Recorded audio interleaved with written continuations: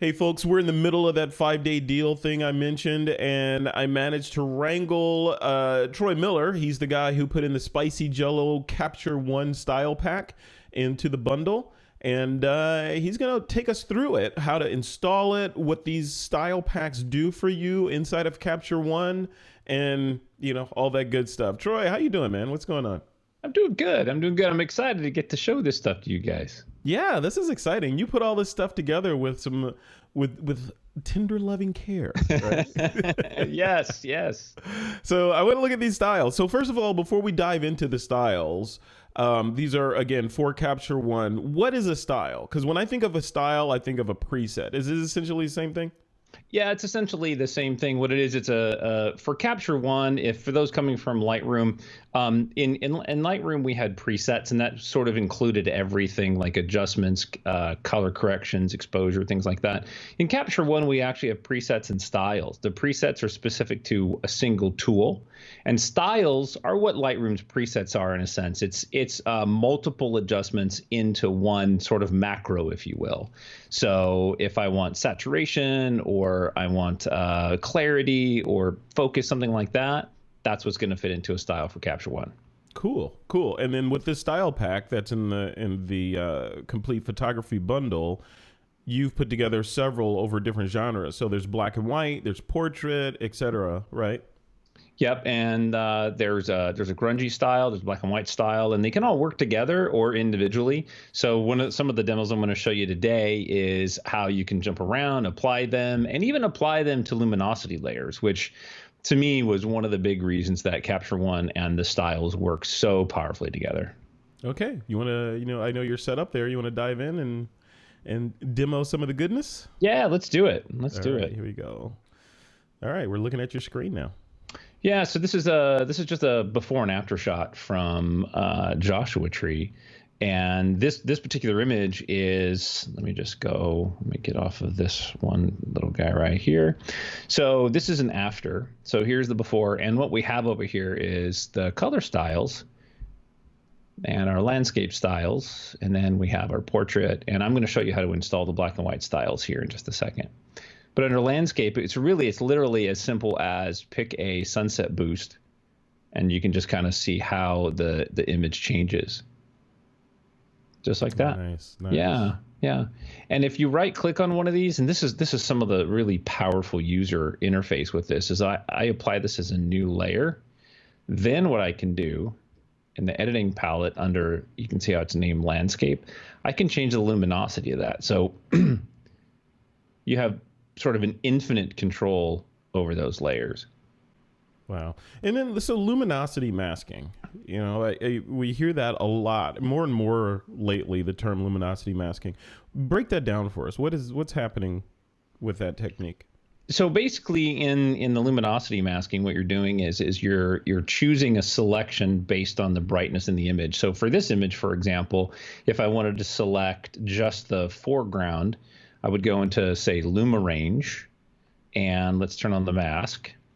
And what I'm going to do is the left slider, I'm going to clip all of the shadows, but the right slider up here, the pins, I'm going to clip the highlights. So as I slide that to the left, you can see the sky start to drop out.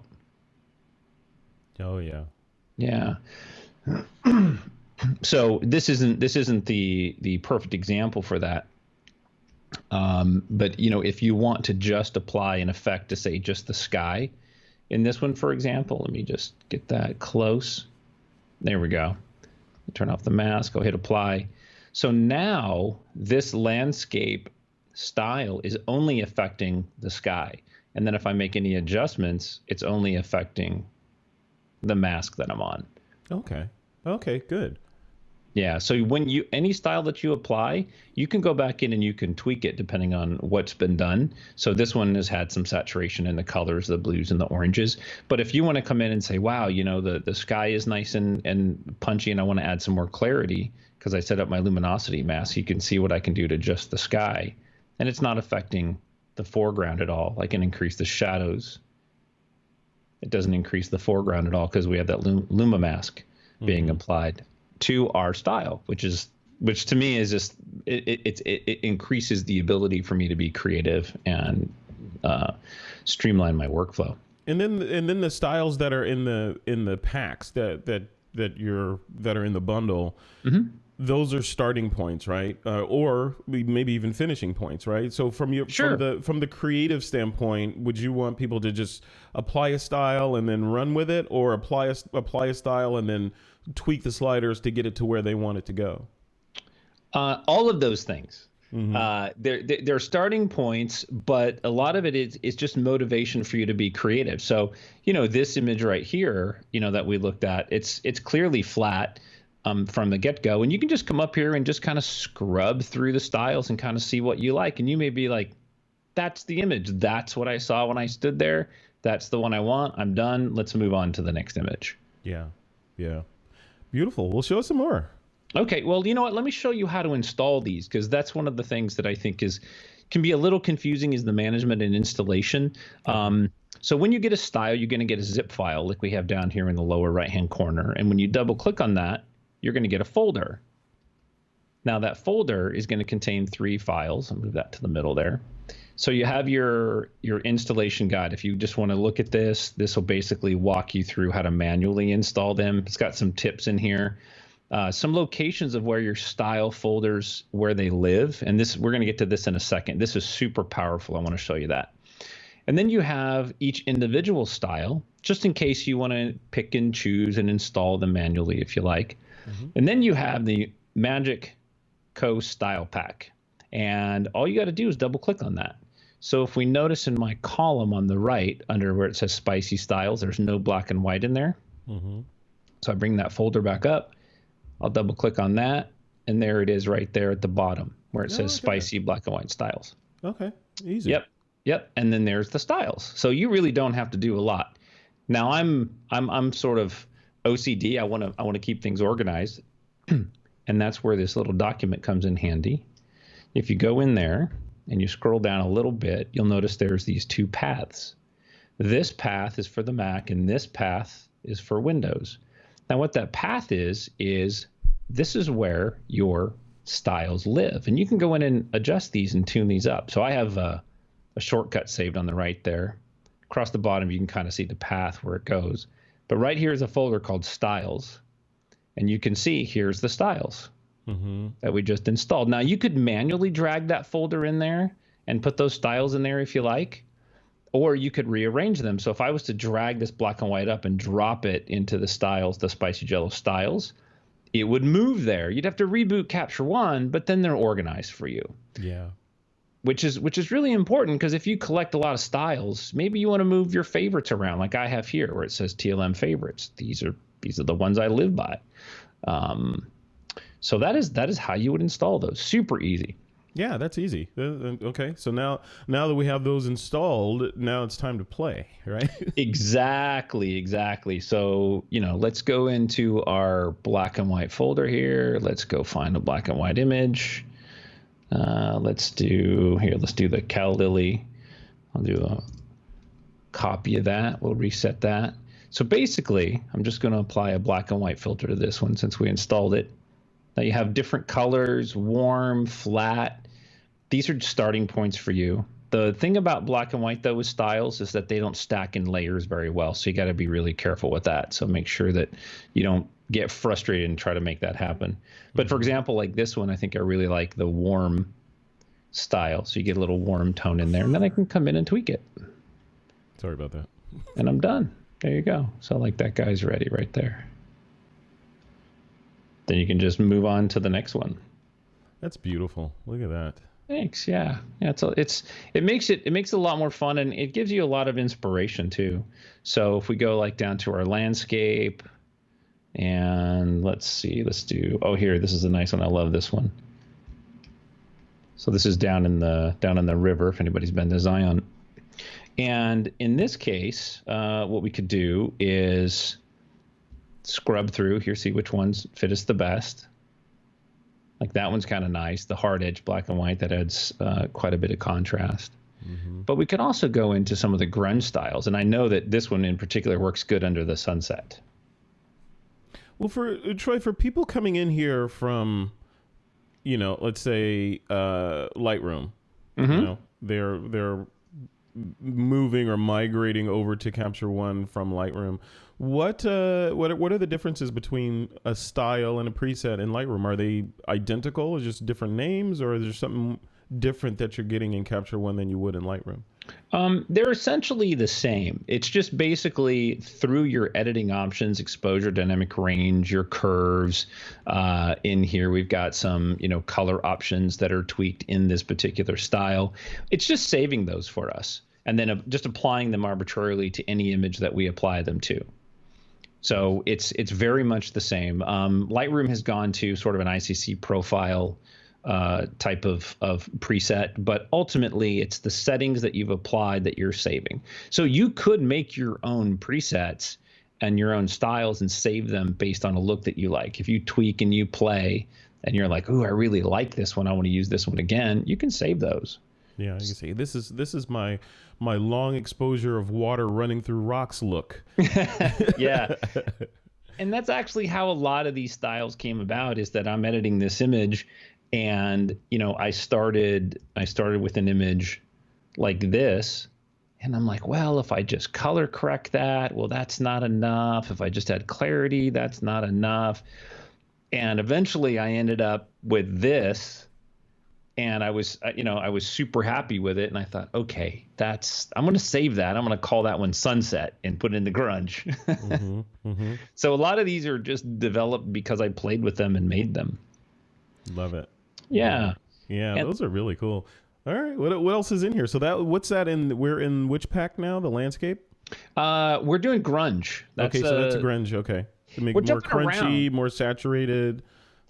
Yes, and we do jump around quite a bit just because you can use all of them in different ways. So, here's a really cool landscape shot that I can go through the grunge and create some flat looks, black and white looks, the heavy hammer look, crunchy, since Mars light. And you gotta have ways to name them right. So, oops, red sky. But one of the things that you can do with the styles is you can actually stack them. And that's one of the things that in Lightroom, they don't work the same way. So for example, if I take this image, and let me make a virtual copy, and let's see, I'll reset that. So let's say that I like let's just go through some of the color styles here, because these are more like old film, and each one of these styles I handcrafted. Basically, I started with a look and I just really tried to build it to where I wanted it to be. So maybe this one. There we go. Now, in the top right hand corner under the options pills, you have to turn on stack styles. Mm-hmm. And then what I can do is I'm going to go add that grunge summer style on top of it. So now what they've done is they've played off each other, and I get a different look than if I were to reset that and maybe do the sunset and then do the 1945. They're going to have a different look. So you can stack styles, and I can't tell you what order to best stack them in. You just have to play. Mm-hmm. Just one of those things. You just keep adding and keep adding. And eventually, can you mask stacked styles if you want to? Is that possible? It's very possible. Yeah. So that's actually one of my favorite things to do with these is within Capture One is you have the ability to use a Luma mask. So like this image right here, we have one style on the foreground and one style in the sky. So I'll show you how we do that. So let's go ahead and get out of here. There we go. There we go. All right, so what we're going to do is we're going to create a layer mask in the foreground. Now, if we turn on our mask and hit M, you can see there's the layer mask, okay? And then what I'm going to do is I want to make the foreground nice and warm, so I'm going to go over, let me just collapse this down a little bit. I'm going to go to my landscape styles, and I'm going to apply like a sunset boost. There we go. And that's going to boost, pretty much everything's going to boost the warm. Now the trick is right click and say apply to selected layer. So now it's only applied to the foreground. So if I turn that off, look at that. yeah, just in the foreground. And I have opacity control. So now I'm going to create another layer. I'm going to do another gradient in the sky. I'm going to pull that down. And I'm going to do a sky boost, which basically just boosts the cool color. And I did that wrong, by the way. I did that on purpose, right? Of course we did that on purpose. What I did is if I just click on that, it's going to apply it over the whole image. What I want to do is I want to right click and say apply to selected layer. So you can see that the top is oversaturated, but we'll turn that down. Let me reset that because I think I applied that layer. So we'll do that again. So we'll apply our gradient in the bottom. Our sunset boost, which boosts the sky or in the warm tones, apply to selected layer. Then we'll do another on the sky. Go to boost sky. Oops. Create a new layer. Drag our gradient. Boost our sky. We right click. Apply to selected layer. So now we have two layers that do two different things. That's boosting the sky. That's boosting the foreground. That are independently editable, and you can change opacity on either one, and you could keep going until the cows come home, just to keep in the theme here. Yeah. and then to apply a Luma mask to this, let's say I don't want to select the cowboys, and this could be anything: a building, a tree. Select the layer, go to Luma range. And I want to do is I want to clip the shadows. So I'm going to grab the shadow slider on the left and I'm going to pull it to the right, and you can see how the mask is coming off the cowboys. So that I have that much more control over my images and how I apply my layers.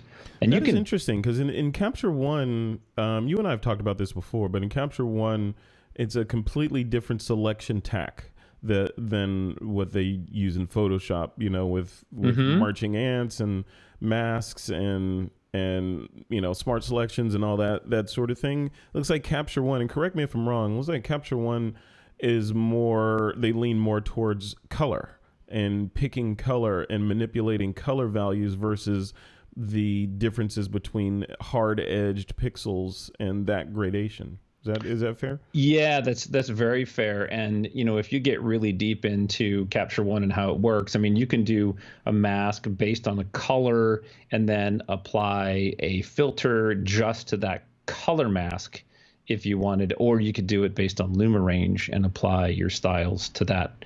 Like in this shot, you could just select the range of greens that make up that field. Oh yeah, and do some cool stuff to that. And if you wanted, even apply one of your styles to that field, right? Yeah. So I select the green under the color editor, advanced, select the green, say create mask for layer. It's going to create a mask. Go into my layer palette. There's the mask. I hit M. It shows me the mask I've created. Right. So now I'm going to come over here and I'm going to do a grass boost. Right click, apply to selected layer. Now it's only going to apply to the mask that I selected that has green in it, in the range that I selected. So now I can turn that down if I want. Then I can create a new layer. I'm not going to do a selection. I'm just going to do a normal gradient like we did in the other image. And I'm going to do a sky boost that I'm going to apply to the selected layer. That's boost that blue. Maybe it boosted it too much. I can turn that down. So now I did a gradient. Why does this feel like cheating? I don't know. It's so powerful, and the more that you play with it, the more that you realize that you can do with it. I could even come in here and erase, the mask in the trees. I was going to ask if you could do that. Yeah. Yeah. Or, maybe I just want to blend it down. Maybe I don't want that much boost in there. Or maybe, this area's got a little bit too much.